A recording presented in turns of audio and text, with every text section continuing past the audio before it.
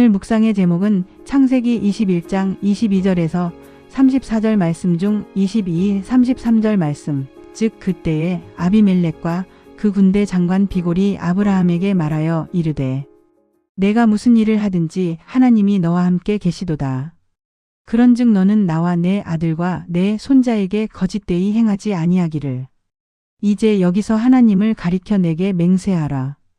내가 내게 후대한 대로 너도 나와 내가 머무는 이 땅에 행할 것이니라라는 말씀을 요절로 한 세상이 당신을 주목하게 만드는 힘, 영적 저력입니다. 서론, 주객이 전도된 황당한 평화조야. 오늘 우리가 함께 살펴볼 창세기 21장의 후반부에는 참으로 기묘한 장면이 등장합니다. 그랄 왕 아비멜렉이 군대 장관 비골을 대동하고 아브라함을 찾아옵니다. 그리고 아주 정중하게 거의 애원하다시피 평화조약, 즉 상호 불가침 조약을 맺자고 제안합니다. 내가 무슨 일을 하든지 하나님이 너와 함께 계시도다. 그러니 제발 나와 내 자손들을 해치지 않겠다고 맹세해 다오. 얼핏 보면 이웃끼리 사이좋게 지내자는 훈훈한 장면 같지만 상황을 따져보면 앞뒤가 맞지 않는 부분이 한두 가지가 아닙니다. 먼저 아브라함은 그랄 땅의 원주민이 아닙니다. 얼마 전 이주해 온 나그네이자 이방인입니다. 그런데 굴러온 돌인 아브라함에게 땅 주인인 왕이 찾아와서 우리 좀 잘 봐주세요 라고 부탁하고 있는 것입니다. 심지어 아브라함은 적반하장격으로 따지기까지 합니다. 당신 종들이 내가 판 우물을 빼앗았소. 상식적으로 생각해보면 남의 땅에 허락도 없이 들어와 우물을 판 것은 아브라함입니다. 땅 주인의 입장에서 보면 불법 점유물이나 마찬가지인데 오히려 아비멜렉은 몰랐다며 발뺌하고 결국 우물의 소유권을 아브라함에게 공식적으로 인정해 줍니다. 도대체 어떻게 이런 일이 가능했을까요? 일개 유목민에 불과한 아브라함에게 한 나라의 왕이 쩔쩔매는 이 상황, 그 이면에는 세상이 무시할 수 없는 아브라함만의 강력한 힘, 즉 믿음의 저력이 숨어 있었습니다. 본론 1. 세상이 두려워하는 진짜 스펙. 아비멜렉이 자존심을 굽히고 아브라함을 찾아온 이유는 분명합니다. 아브라함에게서 범접할 수 없는 어떤 기운을 느꼈기 때문입니다. 첫째로 그는 과거 아브라함의 아내 사라를 취하려 했다가 하나님께 호되게 혼난 적이 있습니다. 그때 그는 깨달았습니다. 이 사람은 건드리면 안 되는 사람이구나. 이 사람 뒤에는 무서운 신이 있구나. 둘째로 아브라함의 실제적인 힘이 무시할 수 없는 수준이 되었습니다. 이미 20년 전 84세의 나이에 318명의 사병을 이끌고 4개국 연합군을 격파했던 전력이 있습니다. 그로부터 세월이 흘러 재산은 더 불어났고 세력은 더 강해졌을 것입니다. 아비멜렉은 계산이 빠른 정치가였습니다. 지금은 자신이 왕이지만 아브라함의 세력이 커지는 속도를 볼 때 언젠가는 자신의 나라를 위협할 수도 있겠다고 판단했을 것입니다. 그래서 후환을 없애기 위해 미리 머리를 숙이고 들어온 것입니다. 이것이 바로 하나님이 함께 하시는 사람이 가지는 위험입니다.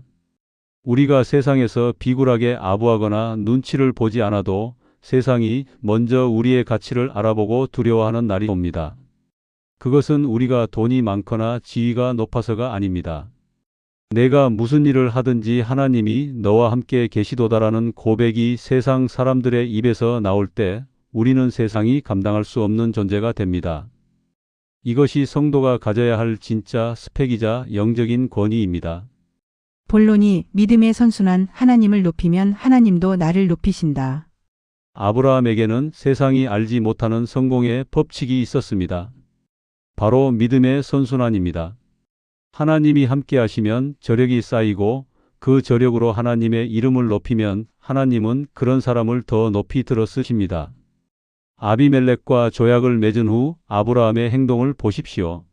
그는 우물의 이름을 브엘세바, 즉 맹세의 우물이라 짓고 그곳에 에셀 나무를 심습니다. 에셀 나무는 뿌리를 깊게 내려 가뭄에도 잘 죽지 않는 상록수로 영원성을 상징합니다. 그리고 그곳에서 영원하신 여호와의 이름을 부르며 예배했습니다. 아브라함의 신앙 고백은 점점 깊어지고 있습니다. 전쟁에서 승리했을 때는 지극히 높으신 하나님을 찬양했고 100세의 아들을 얻었을 때는 전능하신 하나님을 경험했습니다. 그리고 이제 세상 왕과 당당히 어깨를 나란히 하는 자리에서 그는 변치 않는 영원하신 하나님을 노래하고 있습니다. 그는 자신의 성공을 자신의 공로로 돌리지 않았습니다. 내가 정치를 잘해서 왕이 굽히고 들어왔어라고 자만하지 않았습니다. 모든 것이 하나님의 은혜임을 알기에 삶의 정점에서 다시 예배의 자리로 나아간 것입니다. 하나님을 높이는 자를 하나님께서도 높이십니다. 결론, 당신에게는 세상이 넘볼 수 없는 저력이 있습니까? 오늘 우리의 삶을 돌아봅시다. 우리는 세상 앞에서 어떤 모습으로 서 있습니까? 혹시 세상의 힘과 권력 앞에서 작아지고 위축되어 있지는 않습니까? 아니면 세상 사람들이 우리를 보며 당신을 보니 하나님이 살아계신 것 같다라고 인정할 만큼 영적인 저력을 쌓아가고 있습니까? 우리가 하나님의 말씀대로 정직하게 행하고 삶의 현장에서 최선을 다할 때 하나님은 반드시 우리와 함께 하십니다. 그리고 그 동행하심의 증거들이 하나둘 쌓이면 그것이 우리 인생의 강력한 무기가 됩니다. 그때는 우리가 억지로 세상에 잘 보이려 애쓰지 않아도 됩니다. 아비멜렉이 제 발로 찾아왔듯이 세상이 먼저 우리에게 손을 내밀고 평화를 요청할 것입니다. 우리의 힘은 통장의 잔고나 인맥에서 나오지 않습니다. 오직 영원하신 하나님을 신뢰하는 믿음에서 나옵니다. 오늘 하루 눈에 보이는 세상의 조건에 흔들리지 맙시다. 대신 하나님과 동행하며 묵묵히 믿음의 저력을 쌓아갑시다. 그리하여 세상이 감당치 못하는 하나님의 사람으로 우뚝 서는 저와 여러분이 되기를 소망합니다. 함께 기도하면 좋겠습니다. 영원하신 하나님, 이방 땅에 굴러온 돌 같았던 아브라함을 높이셔서 세상 왕이 먼저 찾아와 머리를 숙이게 하신 하나님의 놀라운 섭리를 찬양합니다. 우리의 삶에도 하나님이 함께 하시는 증거들이 차곡차곡 쌓여 세상이 무시할 수 없는 믿음의 저력을 갖게 하옵소서. 세상의 권력과 힘 앞에서 위축되거나 비굴해지지 않게 하시고 오직 하나님 한 분만을 두려워하며 당당하게 서게 하옵소서.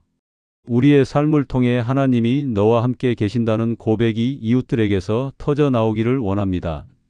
성공의 자리, 높은 자리에 올랐을 때에도 교만하지 않고 아브라함처럼 에셀 나무를 심고 영원하신 하나님의 이름을 부르는 예배자가 되게 하옵소서.